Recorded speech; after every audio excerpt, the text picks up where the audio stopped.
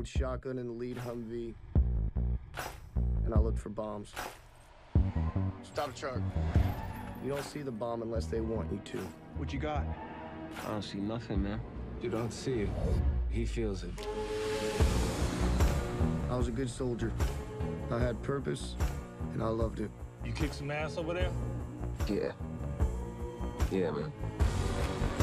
We wanted it to be perfect. I'm home with my favorite girls. It's perfect, baby. Am I getting late or what? Oh, yeah, you're getting late. Maybe I'm foolish. How long you been up? It's already 4 p.m. in Baghdad. Got one chocolate chip smiley face pancake for you. She doesn't like chocolate. Okay, I guess I missed that part. I'm only human. 2 Army Commendation Medals, an Army Achievement Medal. Impressive. You never told me you were a hero. Don't spare me the details. I can take anything but quiet. Some people got the real problem. You are my hammer out there. Don't let these young guys see you fold. Some people think I can. I don't belong here. He did his job. Now do yours. I'm only human after all. I'm only human. You all right? No, I'm not all right. Don't put the blame on me. Can't name him after me. Don't put the blame on me. He's too perfect. Is there a specific incident that troubles you? 'Cause I'm no prophet or Messiah. You should go looking somewhere higher. I know this don't look like much of a life, but every morning I get up, I'm grateful. I'm alive because of you. I'm only human. I made mistakes. I'm only human. It's all it takes to put the blame on me. Thank you for looking after my son. I'm not a hero. We're brothers. We look after each other. I'm only human after all. Don't put the Thanks so much for being here, guys. Really appreciate it. Thanks, man. Adam, I want to start with you because this whole story starts with you. What was the experience in the beginning being followed by David Finkel, having these books come out about your life, and then eventually this film? I guess at the beginning it was just kind of like, why me?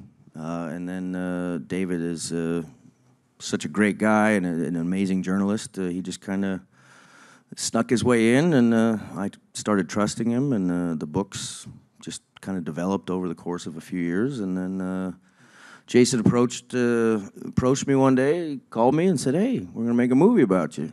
It's like, okay, that's cool. I still don't believe it. How did he approach you? Was it a phone call, an email? How'd that go? Well, David Finkel emailed me first, or texted me and said, "Hey, this guy's going to be calling you from Hollywood. His name's Jason, and they might..." From Hollywood. What'd you think about that? Oh, you know, we've all got this stereotype of Hollywood, so I didn't know, and so I just tried to, take myself out of it and put myself in his shoes, and what was it like for him calling me? So, yeah, I just stayed neutral on the whole thing, and it's beautiful. It's turned out great. Jason, I want to go to you. I mean, you've been embedded in this world for a little bit now, obviously through the creation of American Sniper. I mean, what was it about this story that sort of connected to you? Was this guy's experience, and his ability to extrapolate and to share where he was emotionally at the, coming home.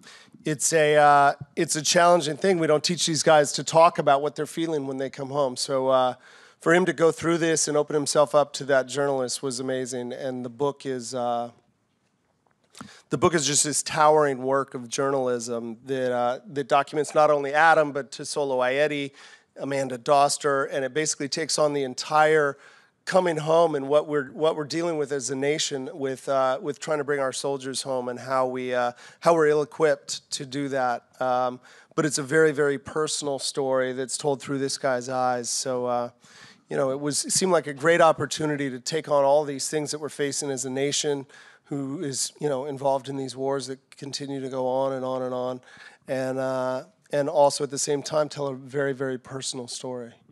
And how'd you find your fantastic actors here? Well, Miles was easy. That wasn't hard. I was available. I was wanting to work in a film. Miles is just easy, Miles is fantastic. Miles is the only guy his age who I thought could do something like this. He's the only actor his age who I felt could deal with the depth of this character, the depth of the trauma, the just that emotional complexity. And, you know, actors under 30 aren't often able to carry subtlety. They aren't often able to convey things in silence. But I feel like Miles is you know, doing extraordinary work. So that's what I mean by saying he was easy. It was, there wasn't many other people after him on the list. And this guy was not easy. That was challenging. He was, we had gone through 1,400 auditions, and he... 1,400, you can say that number again? 1,400, yeah. When like 1,400 people, I'd video from 1,400 people. And it was just more and more and more. And then we found someone in Australia and New Zealand to tape people. And Beulah ended up taping himself. He had money to eat for the rest of the week, or he could go in and pay $50 to do the self-tape where they tape you and then they ship off your audition to Hollywood. So he decided to not eat for the rest of the week and do the audition instead. And I knew, you know, 38 seconds into his audition, I knew he was the guy. Yeah, well, it worked well out for everybody. Miles, what did you connect with in the script, and what was it like having Adam around as a resource? Yeah, I mean, it was a very daunting task to play this guy who has so much experience, you know, wrapped up inside him from the moment, you know, this character steps off the plane. You know, it's a guy who's just finished, 1,000 days in combat and had just experienced, what you guys see, or I guess you'll see in the movie. There's one like pretty traumatic experience. And then a week later, he's home making pancakes for his kids, and it was a lot. I guess what I just really identified with, or what I was really compelled by, is just how much these guys have bottled up. What the experience that they come back with, and the fact they can't, they're not talking to their wives about it. They can't really, as civilians, we really can't, understand what they went through, and it's a lot. And so I felt for that person, just to experience like all of that trauma and just have it all bottled up. Man, these guys are coming back with such open wounds. And yeah, they're at war, and they're young guys, and they're just not. I don't know how anybody's equipped to deal with it, but certainly not at that age. And it takes time. So yeah, I was really nervous about messing it up, and I don't know. And then met Adam, and before that, just tried to read as many books as I could. Tried to watch as many kind of interviews, guys coming back, and documentaries and stuff. And I felt like there was enough resources around me to help me succeed in this. Jay wrote a really, really brilliant script and directed with such sensitivity, and everybody from top to bottom, catering to the boom guy, everybody really can you cuss on this show? Absolutely. Everyone really gave a shit about making it that's a good reason to an cuss authentic, right there. an authentic experience. Adam, what were your first impressions on Miles? Were you familiar with his work?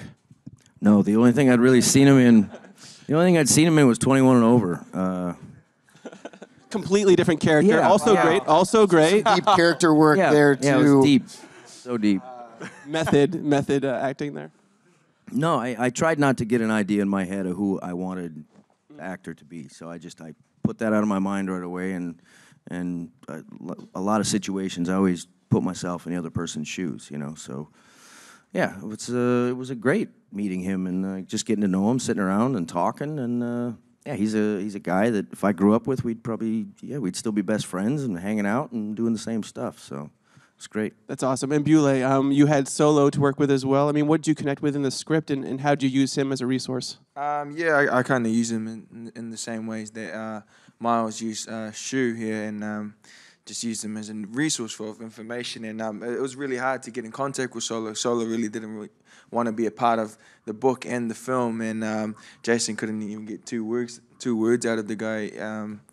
But I had 3 conversations with him over the phone, and those lasted about 30 seconds each. And about the fourth one was about a quarter way through the shoot, and I was struggling a little bit, and I really needed some help for the character. And he saw that I needed some help in need, and being the guy he is and the type of character he has, he decided to reach out and give me a hand. And but when the conversation started with me just telling him, I told him, don't say anything, I'm just going to tell you my life story and who I am. And I talked for about 30 minutes. We paused there for about a minute, and I didn't know what was going to happen. And he told me he was ready, and he talked for 2.5 hours. And this was a guy that Jason couldn't even talk to. And I called Jason straight after. I was like, dude, I talked to the guy for 2.5 hours. And he was freaking out, and he wanted to fly down, and he slept on my couch. And yeah, man, we just use them as a resource. It's the best form of resource that you can have as an actor. Is just have the real guy with you. Absolutely, that's amazing. Jason, obviously the guys are fantastic actors. They come together as a crew in the film. It plays off really well. How'd you build that bond between these guys? I mean, Scott Hayes and all these guys, you know, someone that went through a deployment. We had a boot camp that got them pretty close to each other. They were doing push-ups together. They were, they were doing all kinds of activities together. It was a pretty nasty boot camp. We got beat up. They got beat up real This bad. before filming, had you guys ever met each other before? Or was this the first time? First time. Yeah, they showed up. It was the SEAL Master Chief who would make Viggo Mortensen look like your nanny. Guy was just nasty. And yeah, they did 5 or 6 days out there, not much sleep, crawling around and wet and learning how to shoot, learning how to do the things that soldiers do, and kind of took away that idea that they were actors, took away the ego of it all. They learned who each other was by knowing like which guy could help them up the hill, which guy could do the most push-ups, which guy was good on the gun and which guy wasn't, who they had to pull along with them and who they could lean on. And they got real close. By the time we were done, I think they had relationships that were, they bonded by suffering was what Miles likes to call it. Collective suffering is the best way, I think, to bond. What was that boot camp experience like for the both of you? It kind of, it reminded me of this show, like Scared Straight. Back in the day, I think these guys, I think they thought we were all like juvenile delinquents and we needed to be like, we were all wayward, disoriented, like kids who needed like a strong male influence to like correct our lives and stuff. And, whatever, they just kind of did their thing. But it was, it was great, man. And because we started with that, that bonded us in a way that I'd never experienced with the cast. I mean, you can go to dinner, you can get drinks and talk about, all this BS, but when you really have to, when you see somebody who's running off 2 hours sleep in like 2 days and is just gassed, but they know that if they stop putting in effort, then it's going to create more work for you. And it was, it was great, man. I found it to be like such a tangible experience that we could all draw on and kind of, it was like a pulse for us throughout the entire filming. Yeah. Beulah, this is your first big film. Thrown into the deep end, right? Talk about that. Yeah, I was thrown into the deep end, and but I was really looked after by these guys, and you got Jason and Miles really took me under his wing, and Schumann here and Sola, like Miles was saying, everyone was. We were all in, and they really looked after me. And even on our days off, we would go off quail hunting, and Miles would just take me to cool things. And he took me, he gave me tickets to an NBA game. I used this. American experience. Here's the Hawks tickets. He'd never been to America. Like the first time he came to America was when he came to audition. Yeah, LA. This is his first time in New York too. Yeah. So as Times Square. Welcome the man to New York City, please. This is a kid who grew up on the mean streets of Auckland. And so when he says he told his story to Solo Aedi, he was conveying a very difficult early childhood life. You're so fantastic in the film. And Jason, let's talk about some of the other actors. Haley Bennett, Amy Schumer, some great performances by the women in this film. Was that something that you were very conscious of? Yeah, no, the women, when these guys go off to battle, the women have to carry the weight of the war. They carry the families and they drag these families along, hoping and planning for the day when their soldier comes home. And then to have that be the finish line, and then to have your guy get home and realize, oh, wait, something's wrong. He's off. He's different. It's a huge, huge burden on these caregivers to carry the weight of this, and then to realize that, oh, man, this guy that I married, he's been changed by this war, by this conflict. So, they were hugely important, and we really wanted to tell the story of the females here and emphasize it. Amy is so fantastic. How did you come upon that casting? She had read the script, and she was interested in it, and we were kind of shocked that she would be interested in doing something so small. But she wanted to be a part of what the story said and what it said about our military and how we respect our heroes, and she was... she was interested in the story of trauma about, how we don't care for these guys after we send them off to war. And so she came in and she auditioned for it. She blew everybody away. Amy Schumer auditioned. It was awesome. Yeah. Well, she earned it for sure. Miles, what was it like working with Haley? I mean, you guys have some really tense scenes together. Yeah, and look, Haley didn't get to go through the boot camp with all this, and she honestly, like a couple weeks in, she was like, I wish that I had went through that experience with you guys, because she saw how close we were. But look, I think that also because these wives, or also, vice versa, right? Because women serve as, or the male, whoever's at home, I guess, during it. And these men, they have these relationships, and these brothers, these men who they're literally fighting for their lives with, and who are getting to know each other in such an intimate way that their wives and kids will never see, and they feel left out of it, and they're trying to kind of figure out who this person is now that they've gotten home. But Haley's great, man. I don't know what else to say about her. I just think she's a really phenomenal actress, and I think she brings a lot of depth to this role, and it's an extremely tough part. And we did junkets for this movie, and we had this one woman interviewing us, and she just started crying during it because she was a spouse of a husband who had come back from war with post-traumatic stress, and she was just so thankful, for Haley, for telling her story. And it's really, regardless, you guys might see the movie, you might hate it, might love it, whatever, but we know for a fact just from the viewings that we've had that it is authentic. So that's what it's about. Absolutely. And Jason, finding Haley and having her work so well with Miles, what was that like? She's great. She's I think that she's just so raw. She has a gift, and she's present, she's vulnerable, she's raw, she's from Middle America, and I felt like she epitomized what Saskia was going through. Adam, as I understand it, you didn't read the second book that David did, the Thank You for Your Service, actually. I mean, what was it like? About him. He didn't read it. Yeah. I mean, what was it like being through this process? A lot better. Yeah. No, I mean, I guess, it's not too often you look at a movie and you're like, wow, it was way better in the book, but I didn't read the book, so this is way better in the book. Because, my memory. That with actuality. Absolutely, yeah. I opened the book, I read a few lines, and I quietly shut it, and it's been sitting on the shelf ever since, so. Was it just too close to home, or? Yeah. I didn't really need to relive that again, and watching it is cathartic. It's therapy, and now I can look back at a benchmark, and I've got a measurement of success and how far I've come in the last 10 years. So, absolutely, round of applause for that, guys. Yeah. Come on. Respect it so much. Did you get to visit set? What was that experience like? Yeah, a lot. Is it? Yeah, Is it? He lived there, man. I think I heard the Adam Schumann song out back there. Can you guys sing that's it? Just for us. Yeah, that's for us. Okay, sorry guys, exclusive apparently. No, that's a bar song. No. No, I was Please stop. You want him, Miles. Spent about 22, 21 days on set. Like Jason says, my fingerprints are all over this. So is your voice. Yeah. My voice is on the radio, talking in the background during the scenes. Your acting role, your cameo. I have a cameo in it. I get to welcome myself home, and when he takes the gun on the tarmac. Yeah. What about the song? And then I get to sing the final credit song of Bruce Springsteen. It was an old Army cadence that I was singing in the shower, and someone overheard it, and the next day brought it up to Jason and the producer John Killick, and now it's our credit roll. See, a little while ago, Hollywood was calling you. Now you are Hollywood, Adam. I guess you're Hollywood. What's it been like screening this for guys? Screening this for the real guys? I mean, what's that experience been like for you? It's been awesome. Screening it for the people that it was about was very, very intense to watch it, because you realize they're watching some of the most challenging periods of their lives. And, for Amanda Doster, who lost her husband over there, she's reliving that experience.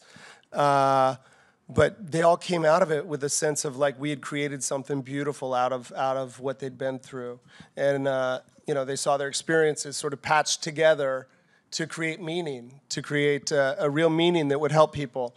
And I think all of these people, they wouldn't have opened themselves up to this journalist to follow them around for 10 months, to ride in the backseat of their car to the grocery store, to trail them through their living room and stand in the corner of their bedroom and do all this kind of stuff that David did, if they didn't believe that their experience could help somebody else. So as much as the book did that, we hope the movie can do that even further, and I know they do too. And as far as like playing it for combat veterans and their families, it's been amazing. You know, the combat veterans' response is like, somebody finally told our story. And they're always reluctant to come see the film because they're afraid it's going to be some Hollywood version of their life.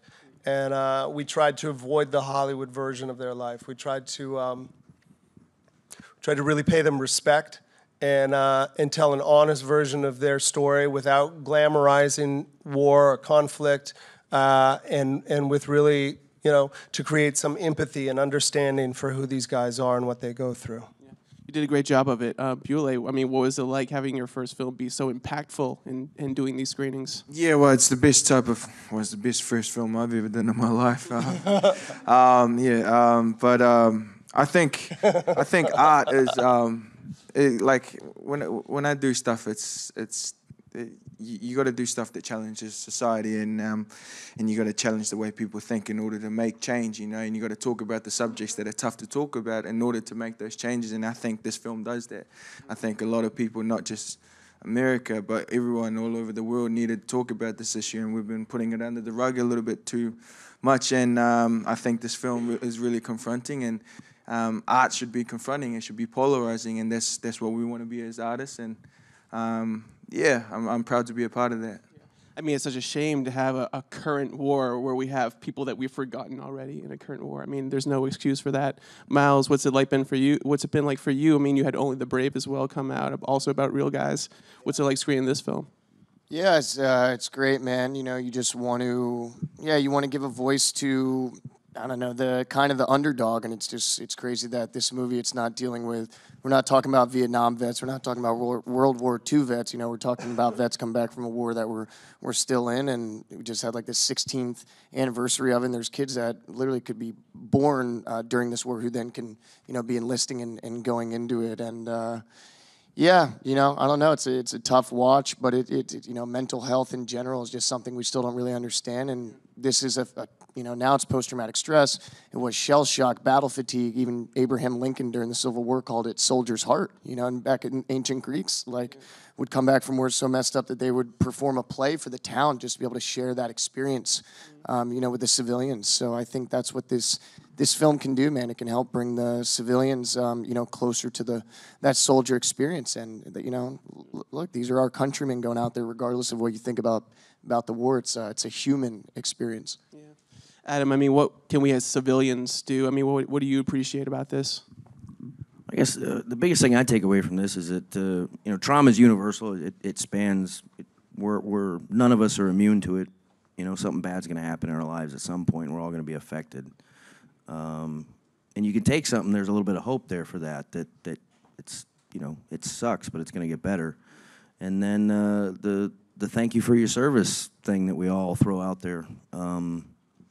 You know, after this, when you're done watching it, I think you'll have a better understanding of what you're actually thanking someone for. Absolutely. Well, we have some questions in the audience, so we're going to start right there. Hi, guys. So I got to see the movie a couple of days ago, and Ernest Green, it was really powerful. And not to spoil too much, but there was a story of the dog in there that they helped out. How close or true was that story, and was that sort of like, why was that important for them to like help the dog? Adam has this dog that means a ton to him, and the whole dog fighting thing is kind of an allegory for what we put these guys through, and how we discard them. It's easy to, you know, it's easy for us to forget that these guys are trained, and we put so much money and effort into training them, and then they come home and we don't untrain them. We discard them in a way. You know, give back your uniform, which is your identity. Give back the gun, which is the tool that you did your job with. And you're separated from your brothers, and we send them back out into society. So it was largely an allegory for explaining how society treats our veterans. Next question. Hi, my name is Regina, and just a quick little backstory. My parents are actually immigrants from Ghana in Africa, so I grew up as a first-generation American, so I have extreme respect for those who have gone overseas to fight for our rights that so many of us take advantage of. But as someone who isn't so familiar with the movie, what do you want people to take from all of your parts in it from director to actor to who it's based on. What do you want us to see? In the Army, we had a saying that everybody's green in the Army, and you just love everybody, you take care of everybody no matter what. So that's pretty much what this is about accepting that you need help and reaching out and getting it, and if you're in a position to give help, to give it no matter what. Yeah, it's about brotherhood and love, you know? And I think that the story, the character that he plays is also someone who's from American Samoa, which is a territory. So they're not actually U.S. citizens. So we can go fight. Yeah, they are allowed to join the military, and then they're able to apply for citizenship. But yeah, so Tesolo Ayeti, he joined up to fight a war so he could become an American citizen. So cool, kind of relates to your story. Yeah. Have my own battles with mental illness, so that's another very important thing. Yeah. So thank you for No, making look, that. 56% of all adults in America, at one time or another, deal with some mental illness. And it's something that we don't talk about. It's something that hasn't kind of been brought into the daylight. And this film addresses some universal stuff about people and how we deal with our problems, how we deal with our issues, and how you know, all of humanity, not just soldiers, is involved in this. Absolutely. One last question. Thank you. Hey guys, so I was wondering what was the most memorable thing that happened on set? Tough question. Miles? Dance scene that I feel like would be pretty memorable. How about during the whole time? During the whole time? I don't know, man. The whole that's honestly always a tough question. The entire experience for this was something for me that will always be extremely memorable. But yeah, there's a moment in the movie because the guys we all get kind of split up, right? That's how it goes when you return home. But yeah, I remember there's this scene where we all get up and we start dancing together, and it's kind of it's I think one of the brighter moments in the movie early on, but we do it to What Is Love? Great Night song. at the Roxbury, Great and it was just so much. I remember getting printed out but Jay emailed everybody the lyrics. He's like, make sure you know at least the first two choruses or the stanzas, and then the lyrics, whatever, and it was just fun, man. Did you already know him? Is that what you're saying? I already knew him, yeah, because you didn't I'm have a to work Saturday at Night that? Live Playing guy. coy right now. Right? Yeah, I already knew it. So you didn't do the homework? Well, originally it was like this Notorious B.I.G. song. Yeah, Like, dude, I'm I never switched gonna it learn up. this. I switched it up. Like, can we do something simple? Like, what is love? Baby, don't hurt me. Don't hurt me. Who was more, leading the no dance? more. Beulah, you were pretty great in that too. Come on, man. Oh yeah. That kind of became. Sing it, Miles. Yeah, sing it, Miles. He's got a great voice. Get him to sing. It'd be great. This is good. You can release your LP. Anyway, You know what I mean? so Charles, this has been a delight.